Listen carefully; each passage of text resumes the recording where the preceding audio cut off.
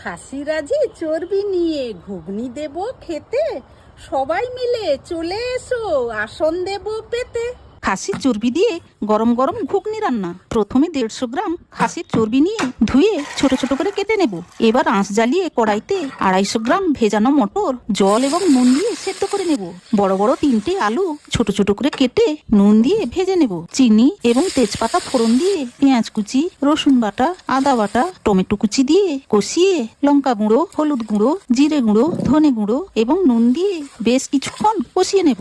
ভাজা আলুগুলো দিয়ে এবং চর্বিগুলো দিয়ে আবারও কষিয়ে নেব। তারপর মটর দিয়ে ভালোভাবে সবকিছু কষিয়ে জল দিয়ে দেব।